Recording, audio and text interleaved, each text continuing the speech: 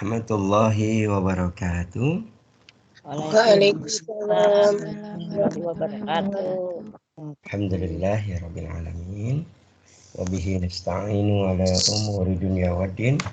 Wassalatu wassalamu ala asrofil anbiya'i wal mursalin wa ala alihi wa ashabihi al-mujahidin at-tahirin. Asyhadu an la ilaha illallah wahdahu la syarikalah wa asyhadu anna Muhammadan abduhu wa rasuluh. Wala nabiyya wa rasulah ba'dah. Wa qala Allah ta'ala fil kitabihil karim. A'udzu billahi minasyaitonir rajim. Innal ladzina amanu wa 'amilus shalihati yahdihim rabbuhum biimanihim tajri min tahtihimul anharu fi jannatin na'im.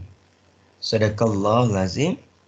Wa nahnu ala dzalika minasyahidin wasyakirin walhamdulillahi rabbil alamin.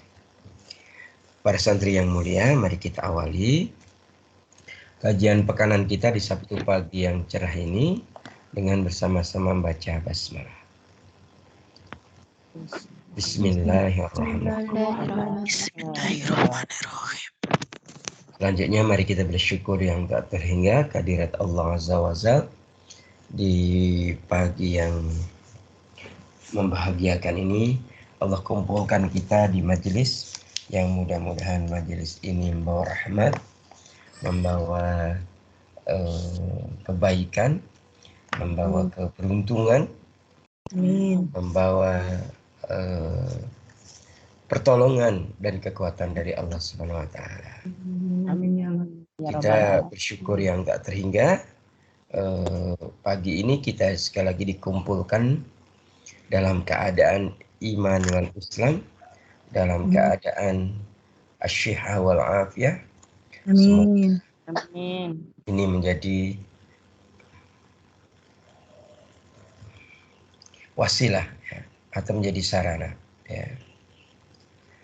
Wasilah atau sarana untuk senantiasa bertakarub atau mendekatkan diri kepada Allah Subhanahu wa taala. Hadirin yang dimuliakan Allah Subhanahu wa taala, kita juga bersalawat dan salam. Semoga Allah limpah curahkan kepada junjungan kita Nabi Allah Nabi besar Muhammad sallallahu alaihi wasallam, kepada keluarganya dan kepada sahabatnya dan pengikutnya hingga akhir zaman nanti.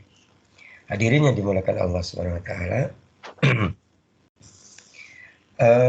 hari ini kita akan melanjutkan kajian kita ya. Kita sudah sampai kepada apa kemarin? Ada yang masih ingat? Pelajaran kita yang lalu sampai mana? Tingkatan surga, 10 tingkatan surga. 10 tingkatan surga. Ya. Ada lagi yang lain? Kita sudah sampai mana?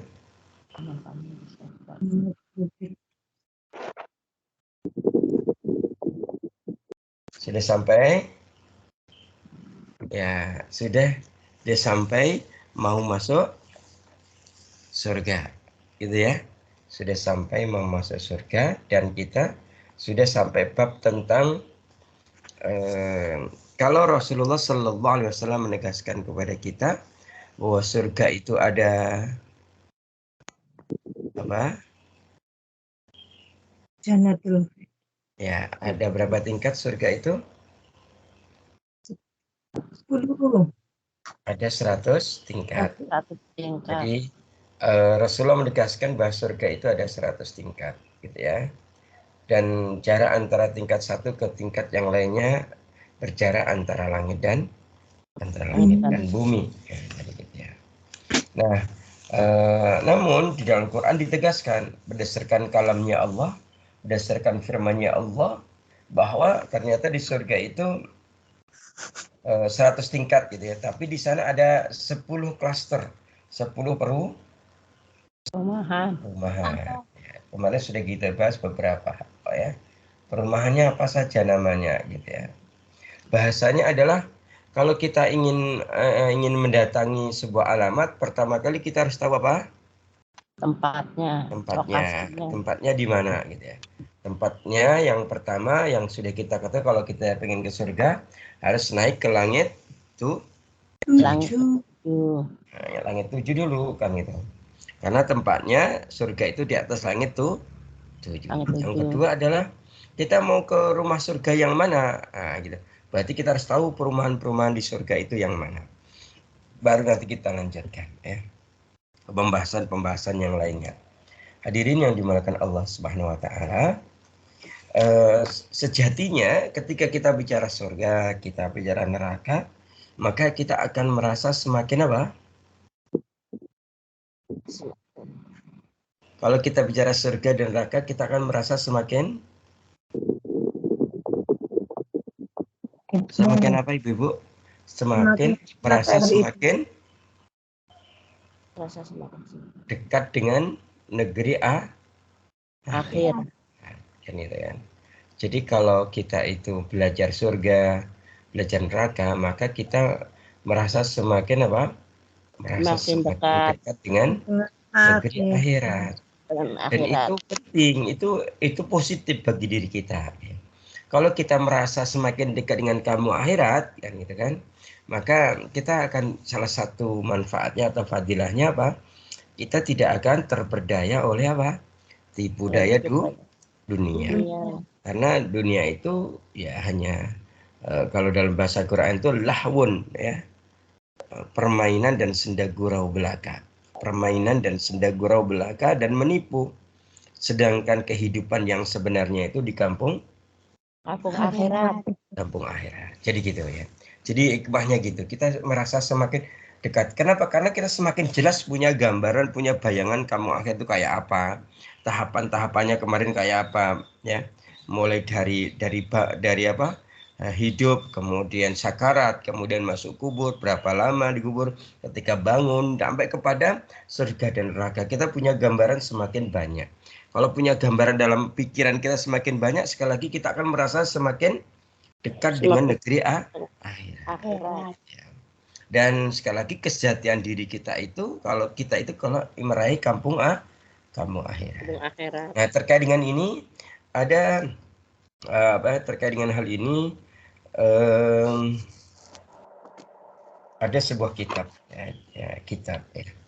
kitab yang hari ini baru Ustaz sebut ya di taklim ini, Irsyadul Ibad lil Isti'dadu liyaumil ma'ad.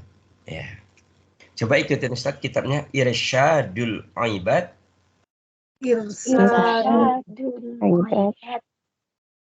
lil Isti'dadu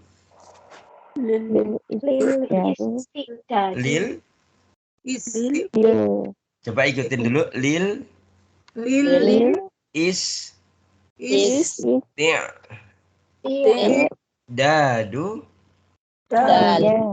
liyaumil ma'ad. Yaumil ma'ad. Ya.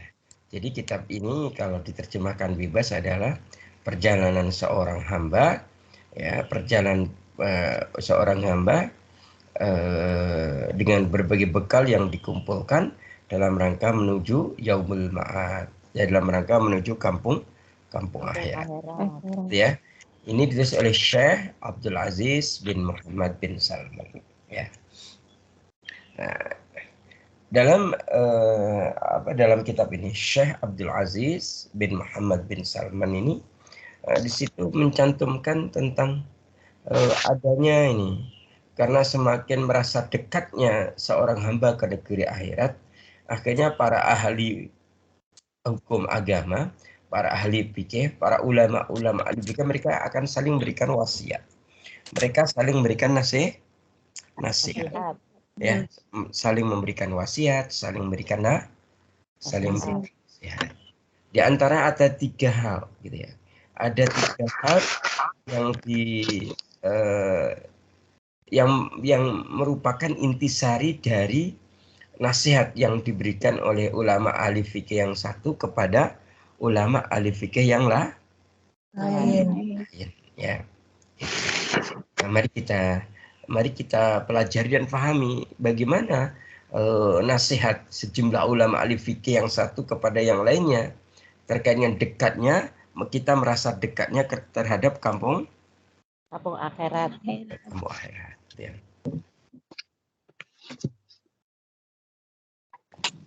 Hadirin yang dimuliakan Allah, kita mulai dari yang pertama ya, nasihat pertama. Ada 3 nasihat. Yang pertama adalah barang siapa beramal untuk akhiratnya, maka Allah pasti akan mencukupinya dalam urusan dunianya.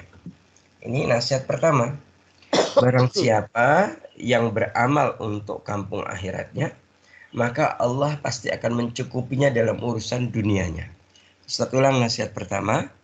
Barang siapa yang beramal untuk kampung akhiratnya, maka Allah akan pasti mencukupinya dalam urusan dunianya.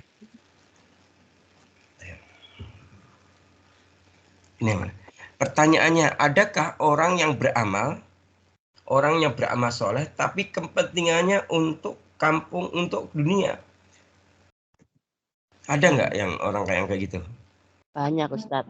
Jadi orang yang beramal soleh, tapi kepentingannya bukan untuk kampung akhirat, tapi untuk dunia. Ada apa tidak Ibu? Ada, Ustaz. Banyak. Ada. Nah, jadi seperti itu. Jadi mudah-mudahan kita termasuk orang yang beramal, tapi untuk kampung akhirat. Sehingga kalau kita beramal untuk kampung akhirat, Allah pasti akan mencukupi, ya, mencukupi apa semua urusan dan kebutuhan dunia kita. Gitu ya. Ada dalilnya enggak Ustadz? Ada dalilnya. Dalilnya surat apa? Surat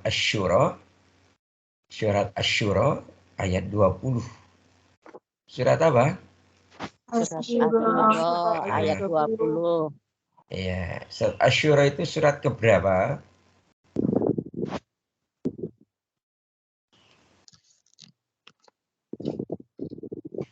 Monggo di kira-kira surat keberapa nih? Surat Asy-Syura nih? Surat 26 setelah Al-Furqan ya. Al-Furqan 25, kemudian mohon maaf, bukan ya, kalau 26 Asy-Syura. Kalau Asy-Syura surat berapa kira-kira? Surat yang ketiga, yang keempat? 42 ya, surat 42. Ya. Allah Subhanahu wa taala berfirman dalam surat Asy-Syura, surat yang ke-42 ayat 20. Bismillahirrahmanirrahim minasyaitonirrajim. Man kana yuridu harsal akhirati nazid lahu fi harsihi. Gitu ya. Wa man kana yuridu harsad dunya nu'tihi minha wa ma lahu fil akhirati min nasyib. Ya. Ada kata nasyib ya. Kata apa? Nasib. Ya. Kita sering nggak mendengar kata nasib? Sering, Ustaz. Sering. Nah, di dalam Quran itu ada kata nasyib gitu ya. Nasib. Apa artinya? Nah, kita lihat di sini ya. Man kana yuridu harsal akhirah najid lahu fir harsihi. Barang siapa yang menghendaki keuntungan di akhirat, akan kami tambah. Nazid lahu, akan kami tambah. Tambah apa? Fi harsihi, keuntungan. Keuntungan apa? Keuntungan itu baginya. Jadi kalau kita itu menghendaki keuntungan di kampung akhirat, maka Allah akan menambah keuntungan itu bagi yang tadi menghendaki keuntungan akhirat. Man wa man kana yuridu harasad dunya nu'tihi minha. Dan barang siapa yang menghendaki keuntungan di dunia, kami berikan kepadanya sebagian dari keuntungan dunia. Wa malahu fil akhirat, dan nanti di akhirat apa yang terjadi? Min nasyib, dia tidak mendapatkan suatu bagian pun di akhirat. Ya. Berarti kalau tidak orang yang, jadi kalau seperti orang yang berusaha maksimal di dunia gitu ya, tapi di akhirat nggak mendapatkan apa-apa gitu ya. Orang yang jadi nasib itu orang yang tidak mendapatkan apa-apa. Ya, maka orang kadang kan memahami nasib. Kadang orang ngomong gitu. Itu maknanya apa? Kalau orang nasib. Ada orang bilang nasibku kok begini ya gitu. Itu maksudnya apa menurut panjenengan? Maksudnya apa sih? Gimana?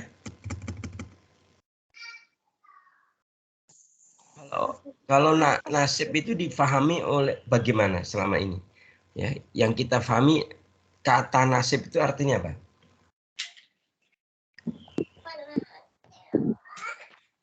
Peruntungan. Apa? Peruntungan. Apa Peruntungan. itu? Jenengan sering nggak mendengar kata nasib? Sering, bahkan kadang mengucapkannya.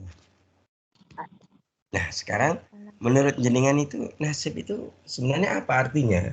Yang selama ini jenengan pahami? Hal yang kita alami. Sesuatu yang dialami. Sesuatu yang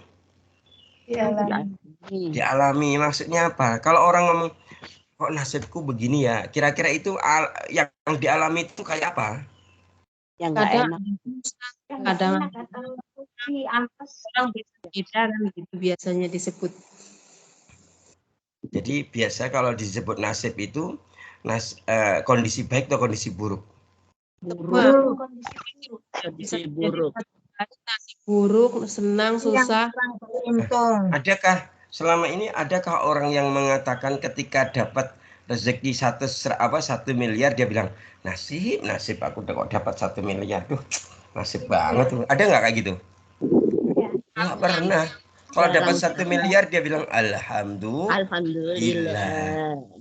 Dapat baru ketika dapat musibah, ketika rezekinya sedikit, ketika ada masalah dia bilang nasib.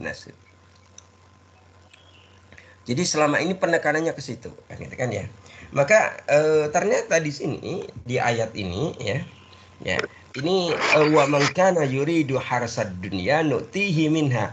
Barang siapa yang menghendaki keuntungan dunia, maka Allah akan memberikan sebagian minha ya. Jadi tidak semua keuntungan dunia dia dapatkan, tapi sebagian dia berikan ya, Allah berikan kepadanya wa malahu fil akhirat, dan di akhirat dia itu dalam kondisi nasyib, ini tidak mendapatkan bagian sedikit pun di akhirat ya, tidak mendapatkan. Jadi gitu ya, hadirin para santri yang mulia ya, ini sudah jelas bagi kita gitu ya, bahwa sungguhnya Allah Subhanahu wa taala memberikan pelajaran kepada kita ya, bahwa kita itu apa ya, kalau memang berusaha untuk apa? Berusaha untuk beramal tapi untuk Akhirat. Untuk mendapatkan keuntungan kampung Akhirat. Gitu ya. Soalnya sangat jelas di sini ada dua kategori ini. Ada orang beramal tapi ingin mendapatkan kamu akhirat, Allah berikan semuanya. Bahkan kemudian dunia pun akan Allah berikan. Tetapi ada juga orang yang beramal tapi untuk dunianya, maka Allah berikan sebagian dari keuntungan dunia, tapi di akhirat dia tidak mendapatkannya. Hadirin para santri yang mulia. Nah, ketika orang sudah berusaha, sudah berusaha keras, sudah ikhtiar kesana kemari gitu ya, ternyata nggak mendapatkan apa-apa. Namanya apa? Nasib. Ya nasib. Oke, tadi sudah kita bahas. Kalau bahasa lainnya apa? Jadi kan misalnya mau bisnis ya, mau usaha, dengan udah ngeluarin modal, sudah kesana kemari, ternyata apa? Nggak mendapatkan apa-apa. Kalau bahasa lainnya bisnisnya gagal. Berarti apa itu? Bahasa lainnya apa? Orang yang sudah berikhtiar tapi nggak mendapatkan apa-apa. Sedangkan semua bekal yang sudah dikeluarkan semuanya hangus. Semuanya hilang, semuanya punah. Berarti apa? Istilah lainnya apa? Bangkrut. atau rugi? Bangkrut. Bangkrut. Rugi. Rugi. Rugi gitu ya. Kira-kira enak mana? Rugi di dunia atau rugi di akhirat? Rugi di Rugi di dunia. Enak mana? Rugi di dunia, enak di akhirat. Iya. Yakin nih, yakin. Enggak, kalau boleh dua ya Boleh untuk kedua-dua. dunia, untuk akhirat, Ustaz. Hidup ini penuh dengan Kita pilihan. akhirat dapat Ustaz. Jenengan pengennya dua-duanya enak kali. Iya, kan gitu ya. Ya, kita itu harus punya prinsip seorang mukmin ya. Ya, kita itu pengennya menjadi orang beruntung di akhirat. Ya. Orang yang tidak beruntung di akhirat namanya apa? Orang yang bangkrut. Nah, ya tadi gitu ya. Kalau bangkrut di dunia kita masih bisa memperbaiki, tapi kalau udah bangkrut di akhirat, udah kita tinggal menerima kecelakaan yang besar. Kalau rugi di dunia kita masih bisa mencari keuntungan dari jalan yang lain, tapi rugi di akhirat kita tidak bisa mencari jalan yang lain. Bisa dipahami nih? Nah, orang yang bangkrut di akhirat kalau menggunakan bahasa Nabi, bahasa hadis itu adalah muflis. Apa? Muflis ya. Apakah ada hadisnya, Ustadz? Ada ya. Ada hadis. Ya, hadis ini riwayat Muslim dan juga riwayat Ahmad. Hadis ini dari Abu Hurairah ya. Bismillahirrahmanirrahim. An Abi Hurairah radhiyallahu anhu anna Rasulullah sallallahu alaihi wasallam qala, gitu ya. Dari Abu Hurairah, Rasulullah sallallahu alaihi wasallam bersabda. Bagaimana sabdanya Rasulullah? At-tatruna mal muflis. Siapa sih orang yang bangkrut? Tahukah kalian siapa yang disebut dengan orang yang bangkrut? Nah, gitu ya. Jadi Nabi bertanya begitu kepada para sahabat. At-tatruna mal muflis. Gitu ya. Tahukah kalian siapa orang yang bangkrut? Gitu ya. Nah, gitu ya. Tahukah kalian siapa orang yang bangkrut? Nah, kemudian para sahabat qalu menjawab, al-muflisu fina man la dirham lahu wala mata. Yang disebut para sahabat menjawab yang disebut bangkrut itu gitu ya. Sahabat bertanya, di kalangan kami menurut pemahaman kami, kata sahabat, muflis atau orang yang bangkrut itu adalah orang ini fina mal la dirham lahu. Yang pertama adalah orang yang tidak mempunyai dirham. Yang kedua wala mata, yang kedua tidak punya harta. Disebut bangkrut. Orang yang tidak memiliki dirham dan orang yang tidak memiliki harta. Ya, maka sahabat menjawab itu disebut bangkrut. Gitu ya. Nah, kemudian Rasulullah Shallallahu Alaihi Wasallam melanjutkan sabdanya, faqala, gitu ya. Gitu ya. Rasulullah bersabda, innal muflis ya, min ummati ya'ti, gitu ya. Sesungguhnya orang yang bangkrut dari kalangan umatku adalah yaumal kiamati bisolati wa siyami wa zakati wa ya'ti qad syatama hada wa qadafa hada wa akala mala hada wa safaka dama hada wa doroba ya hada fayuqta hada min hasanatihi wa hada min hasanatihi fa in faniyat hasanatuhu qabla an yuqda ma alaihi akhidha min khotoyakum faturihat alaihi summa turiha finnar, gitu ya. Jadi gitu. Rasulullah menegaskan ya bahwa yang dimaksud dengan muflis atau orang bangkrut dari kalangan umatku adalah seorang yang kelak di hari kiamat. Orang yang kelak apa? Di hari kiamat. Ya, orang yang kelak di hari kiamat membawa pahala ibadah sholatnya, membawa ibadah pahala ibadah puasanya, membawa pahala ibadah zakatnya.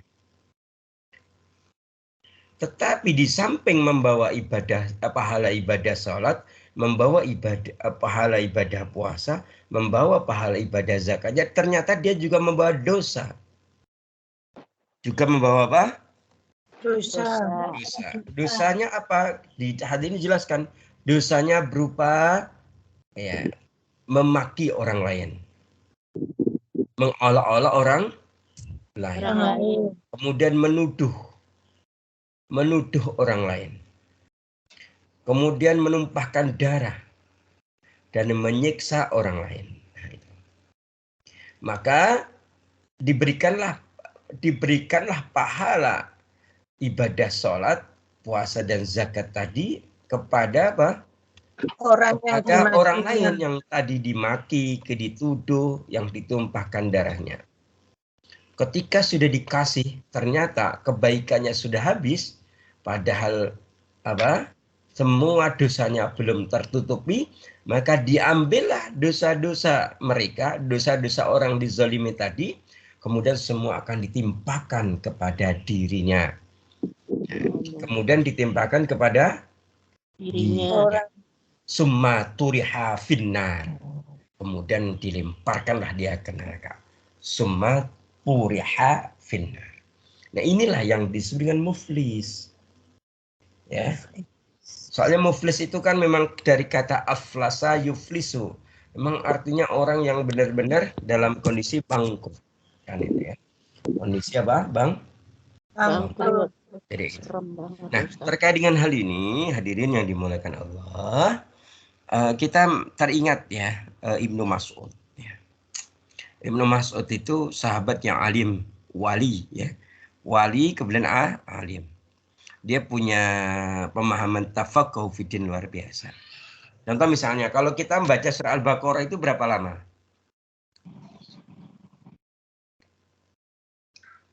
Kalau saya 3 hari. Sehari. Kalau Kalau saya kita baca 3 hari. terus tanpa henti biasanya berapa lama? Surat Al-Baqarah. 3 jam. Kalau yang sudah pandai 3 jam. Ini Ibnu Mas'ud ya. Ibnu Mas'ud itu kalau baca surah Al-Baqarah itu lamanya adalah 2 tahun. Kenapa kok 2 tahun? Karena dia itu sambil membaca sambil mengilmui setiap huruf, setiap kata. Kalau kita membaca ya membaca saja. Tapi itu sudah beruntung yang membaca. Ada juga yang tidak membaca. Betul apa betul? Betul. Nah, gitu ya. Nah, Ibnu Mas'ud ini mengadakan penelitian kecil-kecilan, mana riset di kalangan para sahabat. Penelitiannya apa? Ibnu Mas'ud ini ngadain penelitian. Ya, judul penelitiannya adalah kira-kira surat apa sih yang dibaca oleh para sahabat yang setiap sahabat itu yang membaca kemudian menangis. Ya, silakan minum Bu Natewi. Ya, Ustaz. Terima kasih. Ya. Jadi Ibnu Mas'ud ngadain penelitian di kalangan para sahabat dengan judul surat apa yang dibaca oleh para sahabat yang membuat para sahabat itu setiap membacanya menangis. Ya, gitu ya. Nah, kemudian dari penelitiannya itu akhirnya melahirkan hasilnya apa?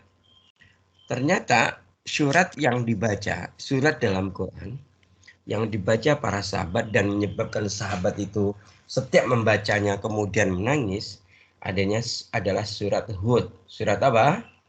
Surat Hud. Surat keberapa?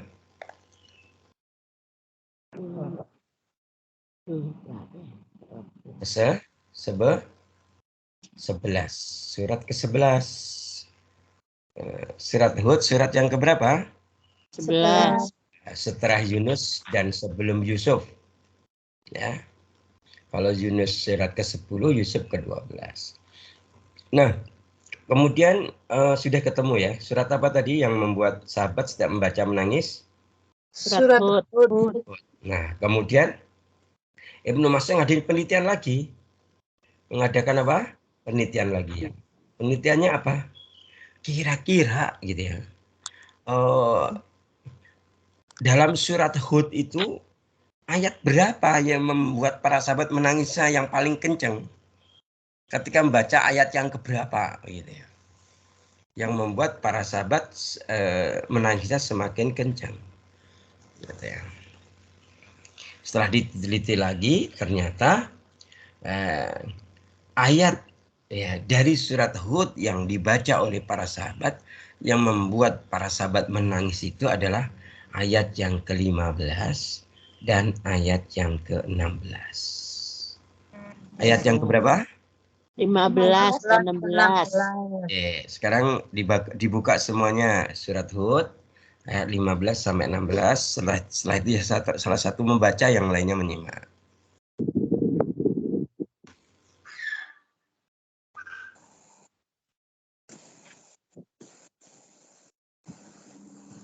Oh, yang sama terpanggil ya, yang lain menyimak.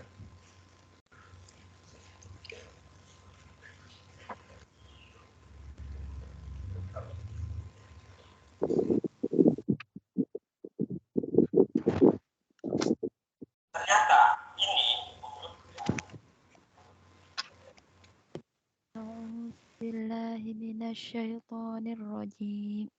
Bismillahirrahmanirrahim. Man kana yuridul hayatad dunya wa zinataha nuwaffi ilaihim a'malahum fiha. Wa hum fiha la yubkhasun. Ulaika alladzina laisa lahum fil akhirati illan nar wa khabita ma sana'u fiha wa batilum ma kanu ya'malun. Barang siapa menghendaki kehidupan dunia dan perhiasannya, pasti kami berikan balasan penuh atas pekerjaan mereka di dunia dengan sempurna, dan mereka di dunia tidak akan dirugikan. Itulah orang-orang yang tidak memperoleh sesuatu di akhirat kecuali neraka. Dan sia-sialah di sana apa yang telah mereka usahakan di dunia, dan terhapuslah apa yang telah mereka kerjakan. Allahumma arhamna bil Quran. Jadi inilah ayat dari surat Hud 15 dan 16 yang membuat para sahabat menangis. Ya. Bismillahirrahmanirrahim. Man kana yuridul hayatid dunya, barang siapa yang menghendaki kehidupan dunia, wa zinataha dan perhiasannya, nuwaffi ilaihim a'maluhum ya fiha ya. Kemudian wahum fiha la tubkhasun. Barang siapa yang menghendaki kehidupan dunia dan perhiasannya, niscaya Allah kasih ya. Kalau kasih apa kepada mereka dengan balasan pekerjaan mereka di dunia dengan sempurna, dan mereka di dunia tidak akan dirugikan. Jadi contoh misalnya gini, ketika seseorang melakukan amal soleh, gitu ya, tapi amal solehnya itu untuk kehidupan dan perhiasan, maka di sini Allah kasih sempurna, tidak dirugikan. Contoh misalnya, kan ada orang yang punya niat, misalnya sholat duha. Kalau sholat duha secara umum orang niatnya apa? Minta rezeki. Rezekinya lancar, dagangannya laris, proyeknya lancar, gitu ya. Gitu ya. Ketika seorang itu sholat duha, kok untuk niatnya itu Allah kasih sempurna. Ada juga orang yang sholat tahajud. Sholat tahajud biasanya untuk apa? Salah satu niatnya dikabulkan semua hajatnya. Iya, dia pengen semua hajat-hajat dan keinginan dunianya terkabulkan. Orang sholat tahajud pasti dikabulkan oleh Allah kehidupan dunianya. Orang puasa sunnah niatnya adalah tirakat atau prihatin biar hidupnya benar, biar apa, kehidupannya menyenangkan, bahagia, terpenuhi semua kebutuhan dunianya. Allah kasih dengan sempurna dan tidak dirugikan. Tetapi ulaikal ladzina laisa lahum fil akhirah ilan nar. Tetapi orang-orang tersebut tidak memperoleh apa-apa di kampung akhirat. Bahasanya apa? Tidak memperoleh apa di kampung akhirat? Bahasa surat Asy-Syura ayat 20. Nasyib. Apa? Nasyib. Dia nggak mendapatkan apa-apa di kampung akhirat. Ilan nar, kecuali neraka. Wa habita ma syana'u fiha wa batilum ma kanu ya'malun. Ya. Dan lenyaplah ya di akhirat itu apa yang telah mereka usahakan di dunia, dan sia-sialah apa yang telah mereka kerjakan. Jadi ketika orang itu sholat duha untuk dunia, ketika menghadap Allah, ketika minta pahala sholat duhanya, Allah berfirman, loh kan sudah saya kasih kau dunia, kau sholat duha kan untuk duniamu, kan sudah saya kasih. Hari ini kau nggak mendapatkan apa-apa. Ketika orang datang membawa sholat tahajudnya dan minta kepada ya Allah berikan pahala dari sholat tahajudku, kemudian Allah berfirman, lah hari ini kau nggak mendapatkan apa-apa dari sholat tahajudmu karena kau setelah minta, kau telah memintanya untuk kehidupan duniamu. Jadi gitu. Jadi dia tidak mendapatkan apa-apa. Ya, wabatil. Apa batil itu? Sia-sia. Batilan sia-sia. Wabatilum makanu ya'malun. Sungguh sia-sialah apa yang telah mereka kerjakan. Ya, jadi kayak gitu. Jadi gitu hadirin yang dimuliakan Allah Subhanahu wa taala, ini menjadi menjadi peringatan kepada kita gitu ya. Nah, baik itu salah satu fadilahnya kenapa kita kok belajar tentang kampung akhirat, biar kita semakin dekat dengan akhirat dan kita semakin benar kehidupan dunia kita, sehingga kehidupan akhirat kita semakin baik. Nah, kita kembali akan masuk surga. Kemarin kita sudah mulai mengenal setelah tahu tempatnya di mana, yaitu di langit 7 harus naik. Yang kedua kita harus tahu nama-nama perumahannya apa biar nggak keliru. Nah, mana sudah kita bahas sampai apa? Rumah yang berapa? Sampai mana? Perumahan yang pertama. Oh, baru yang pertama, yaitu Jannatul Firdaus. Ya. Ya, jadi ada 10 perumahan. Yang pertama adalah Jannatul Firdaus, ya. Bismillahirrahmanirrahim. Innal ladzina amanu wa 'amilus sholihati kanat lahum Jannatul Firdausi nuzula, ya. Ya. Jadi Allah Subhanahu wa taala berfirman dalam surah Al-Kahfi 107 sampai 108, ya. Sungguhnya orang yang beriman dan beramal soleh, maka bagi mereka adalah surga Firdaus nuzula. Nuzula itu apa? Tempat tinggal. Perumahannya namanya surga Firdaus. Khalidina fiha, dan mereka kekal di dalamnya. La yabghuna anha hiwala, dan mereka tidak ingin berpindah daripadanya. Jadi kalau orang sudah masuk surga, maka dia tidak ingin berpindah, tidak ingin keluar dari surga itu. Baik, itu ya, kita mengenal Jannatul Firdaus. Yang kedua, ya, perumahan yang kedua adalah Jannatun Na'im. Apa yang kedua? Jannatun Na'im. Ya, Jannatun Na'im, ya, itu ya. Itu perumahan yang kedua. Dalilnya Surat Al-Maidah ayat 65. Bismillahirrahmanirrahim. Walau anna ahlal kitabi amanu wattaqau lakaffarna anhum sayiatihim wa la adkhalnahum jannatin na'im. Gitu. Allahumma arhamna bil Qur'an.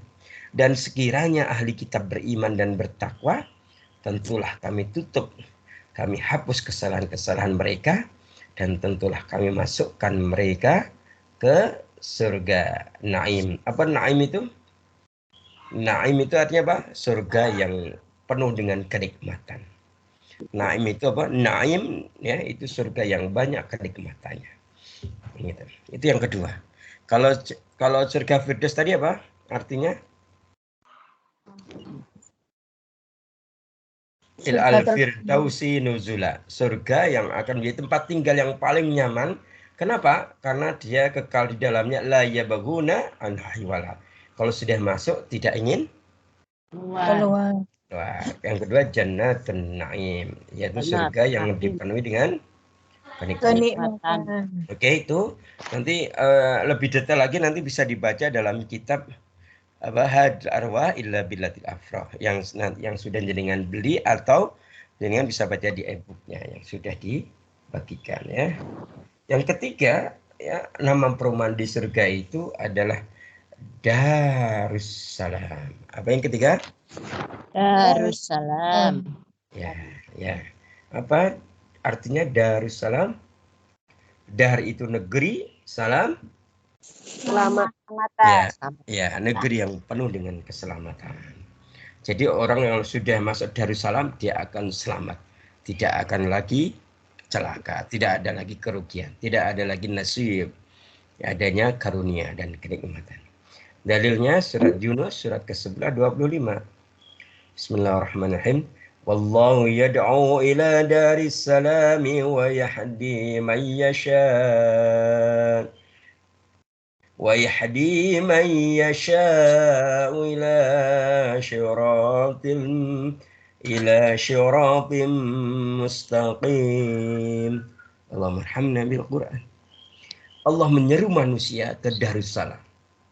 Allah menyeru, ayo semua ayo masuk ke dalam surga Darussalam. Kemudian dan menunjuki orang yang Allah kehendaki kepada jalan yang lurus atau jalan Islam ini, jalan yang mudah ini. Jadi gitu ya. Jadi Darussalam. Jalan Darussalam rumah atau negeri yang penuh dengan keselamatan. Nah itu ya. Jadi nanti jenengan itu jangan nyari nama perumahan misalnya nama perumahan misalnya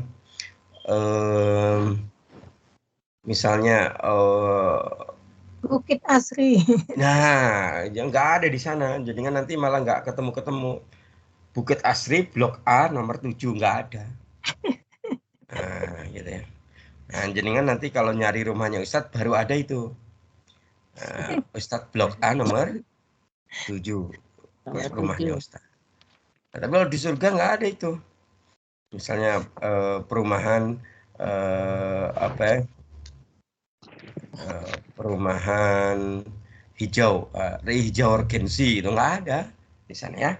Adanya pertama tadi apa? Jannatul Firdaus, yang kedua Jannatul Naim, yang ketiga Darussalam. Nah, yang keempat sekarang yaitu Jannatul Aden.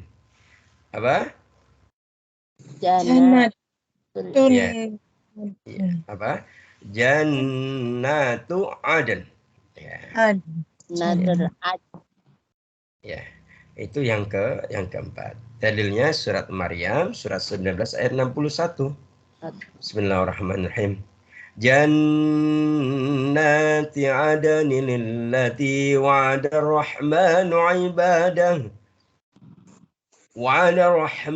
'ibadahu bil ghaib. Innahu kana wa'duhu ma'tiya. Allah merhamna bil Quran, yaitu surga Aden yang telah dijanjikan oleh Rabb yang Maha Pemurah kepada hamba-hambanya. Sekalipun surga itu tidak nampak, sungguhnya janji Allah itu pasti yang akan ditepati. Jadi surga Aden di sini kalau dalam ayat ini menegaskan itu Itu adalah wa'dallah, itu adalah janji Allah. Allah memberikan janji akan masukkan hamba-hambanya yang baik, hamba-hamba yang beriman dan beramal soleh, dimasukkan kemana? Kepada jannati aden, itu ya. Jadi gitu. Jadi itu yang keempat. Jadi cari itu jenengan itu mau nanti misalnya ya cari yang pertama surga Firdaus tentunya kan itu kan memang doanya kita begitu ya. Masih ingat doanya gimana yang diajarkan Nabi? Faida sa'altumullah, jika engkau meminta kepada Allah fas'aluhul Firdaus, maka mintalah surga Firdaus kan. Cari tuh. Kalau di situ jenengan daftar namanya nggak ada, cari di perumahan-perumahan yang lain sampai jenengan ketemu namamu di situ.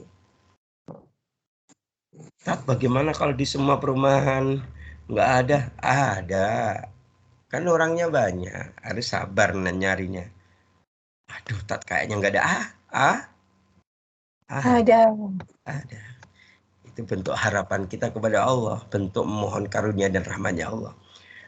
Jangan sampai kita udah berpikir kayak nggak ada daftar nama aku.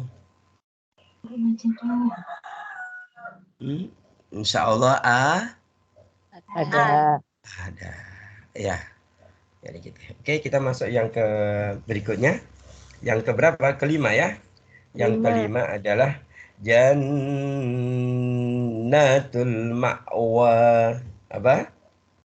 Jannatul ma'wa. Ya, apa itu? Jannah itu surga, ma'wa tempat tinggal. Ya. Jannatul ma'wa. Dalilnya surat 79, surat An-Naziat ya. An-Naziat 7. Ya, surat An-Naziat surat 79. Pasti hafal semua kan ya? Ayat 40-41 itu loh. Bismillahirrahmanirrahim. Wa amma man khafa maqama rabbih wa nahan nafsa 'anil hawa fa innal jannata hiyal ma'wa, gitu ya. Dan adapun orang-orang takut kepada kebesaran Rabb-nya dan menahan diri dari keinginan hawa nafsunya, maka hasilnya surgalah tempat tinggalnya. Jadi gitu ya, jannatul ma'wa. Atau dalam ayat yang lain surah An-Najm surat 53 14 sampai 15.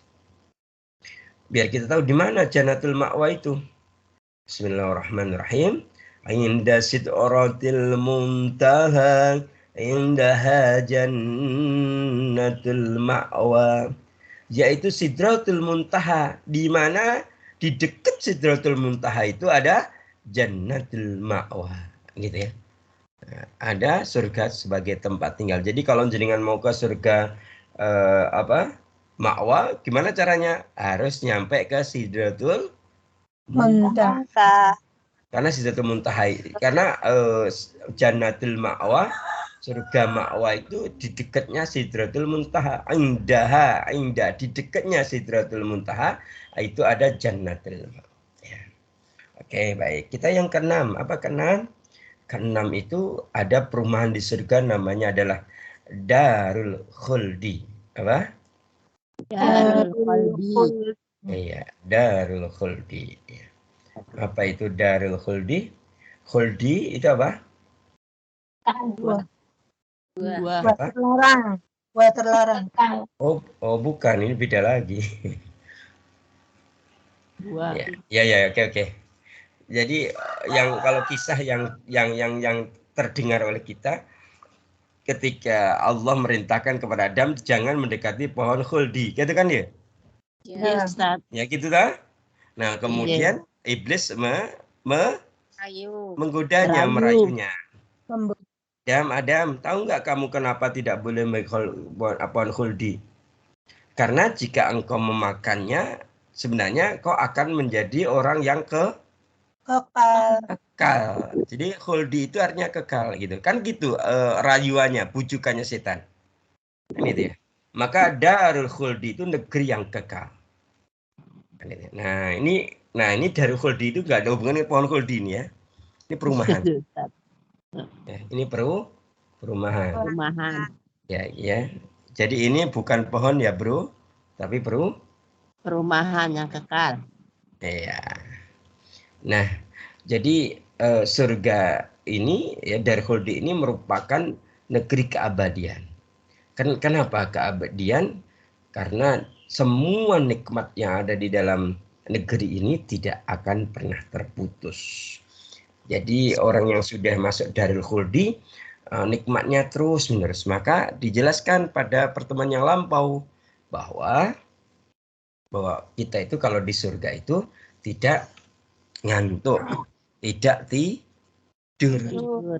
Nah, kita terus menerus setiap waktu, setiap saat kita merasakan kenikmatan yang tak terputus. Nah, disebut Darul Khuldi itu ya. Dalilnya mana Ustaz?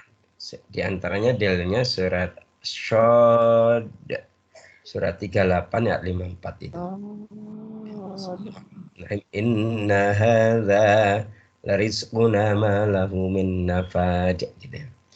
Sungguhnya Darul Khuldi ini benar-benar rezeki dari kami yang tiada habisnya. Hadza yang dimaksud sini Darul Khuldi. Sungguhnya Darul Khuldi itu adalah benar-benar rezeki. Larizquna, rezeki dari kami ma lahu min nafad. Ya, yang tiada habisnya. Ya. Gitu ya. Kemudian yang ketujuh apa? Darul Muqamah. Yang ketujuh apa? Darul Muqamah. Yang ketujuh adalah Darul Muqamah. Apa Darul Muqamah itu? Muqamah itu asal katanya sama dengan kalau jenengan bilang makam atau kuburan. Gitu dah. Kan kalau ngomong kuburan ngomongnya makam. Ya, seharusnya bukan makam tapi makom. Nah, kalau makom artinya apa? Kedudukan atau tempat kediaman. Jadi Darul Muqamah berarti negeri tempat kediaman. Ya. Nah, Allah menjelaskan tentang Darul Muqamah ini ya, ini dalam surat apa? Surat Fatir, surat 35 ayat 34 sampai 35. Bismillahirrahmanirrahim. Wa qalul hamdulillahilladzi adhaba 'annal hajjan. Bismillah. Ulang. وقالوا الحمد لله الذي أذهب عنا الحزن إن ربنا لغفور شكور الذي أحلنا دار المقامة من فضله لا يمسنا فيها نشب ولا يمسنا فيها لغوب. Perhatikan. Dan mereka berkata, Alhamdulillah, segala puji bagi Allah yang telah menghilangkan duka atau musibah dari kami. Sesungguhnya Rabb kami benar-benar Maha Pengampun lagi Maha mensyukuri lagi ya. Alladzi ahallana daral muqamah, yang menempatkan kami, kemudian Allah menempatkan kami dalam tempat yang muqamah, tempat kediaman ya. Yang apa? Tempat kediaman yang kekal. Min fadlihi, dari karunia Allah. La yamassuna, ya, di dalamnya kami fiha nasyabun. Apa nasyabun tadi? Nasyib. Yang di dalamnya tidak ada. Tidak ada apa? Nasib itu apa? Fiha. Tidak. Kalau la yamassuna fiha nasobun. Jadi yang di dalamnya kita tidak akan mendapatkan nasib. Kalau nasib apa? Artinya tidak mendapatkan apa-apa. Berarti kebalikan dari tidak mendapatkan apa-apa apa? Kebalikan dari tidak mendapatkan apa-apa apa? Mendapatkan Mendapatkan apa-apa. Jadi di dalam darul muqamah kita itu apa? La yamassuna fiha nasobun. Kita akan mendapatkan apa-apa. kita tidak akan seperti orang yang mendapatkan nasib, nah, gitu kan? Kalau nasib kan nggak mendapatkan apa-apa. Kalau la nasib, la nasyabun berarti dia tidak mendapatkan apa-apa. Berarti mendapatkan apa? Apa-apa. Ya, wala yamassuna fihal lughub. Dan kemudian mereka di dalamnya tidak akan merasa lelah dan tidak pula merasa lesu. Kan itu. Tidak seperti di dunia, gitu ya. Kita kadang capek, kadang lesu, gitu ya, kadang lemes, ya.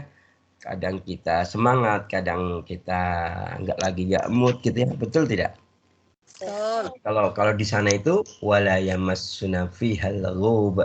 Di Darul Muqamah itu kita tidak akan lelah dan tidak pula merasa lesu. Gitu ya. Ya, gitu nggih. Nah, kita masih ada waktu.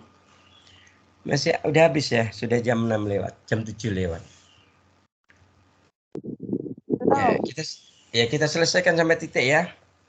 Berikutnya adalah Darul yang ke berapa? Ke-8 ya. 8. Darul Hayawan ya. Apa? Darul Hayawan. Darul Hayawan ini itu adalah istilah yang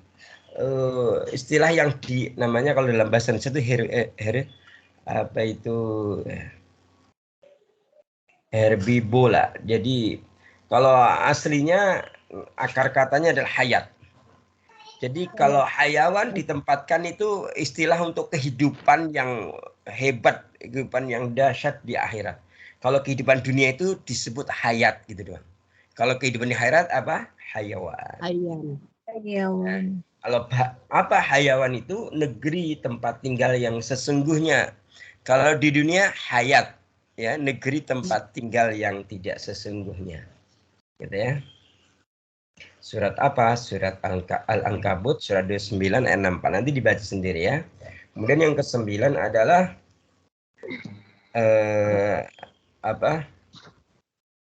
ada perumahan di surga namanya Maqamin Amin, ya, gitu ya. Jadi al-maqam al-amin, ya.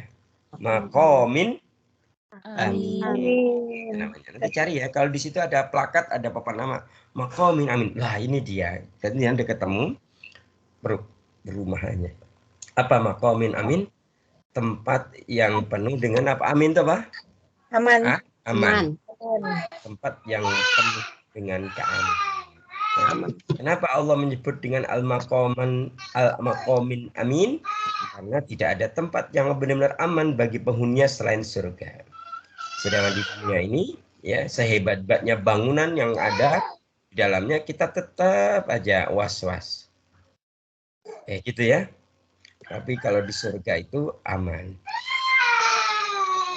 Dalilnya Pak Ustadz, surah Ad-Dukhan surat 44 ayat 51 sampai 57.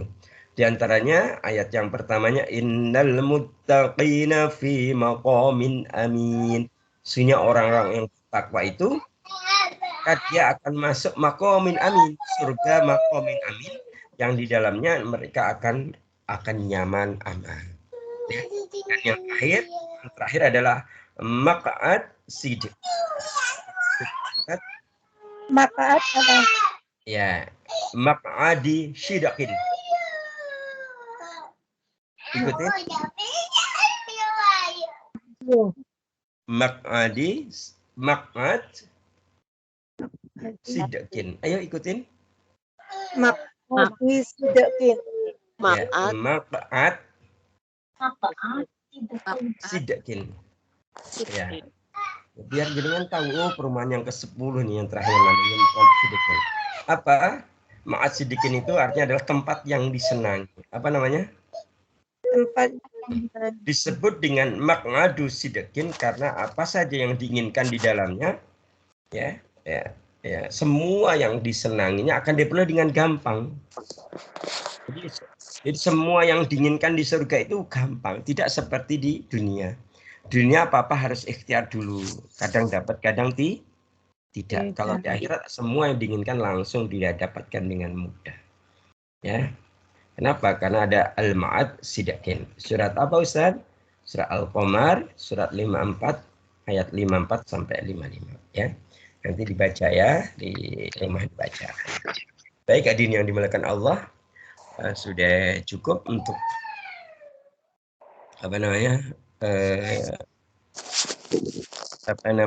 kajian kita pagi ini ya. Semoga ada manfaatnya dan Ustaz minta doanya. Ini habis ini Ustaz perjalanan ke Madiun. Ini sekarang masih di Solo. Habis ini perjalanan di Madiun. Nanti hari ini di Madiun ada acara ini ketemu dengan para alumni ya. Alumni ITN. Ada sekitar 50 yang lagi ngumpul di Madiun. Kita ada training sehari buat para alumni ITN. Gitu ya. Ya, ini kalau habis ini bisa langsung prepare langsung berangkat ya.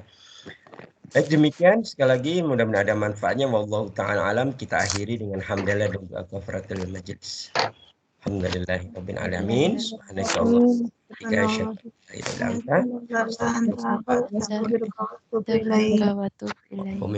Assalamualaikum warahmatullahi wabarakatuh. Waalaikumsalam warahmatullahi wabarakatuh. Terima kasih Ustaz, semoga Ustaz diberi kesehatan. Iya, matur suwun. Semoga perjalanannya lancar.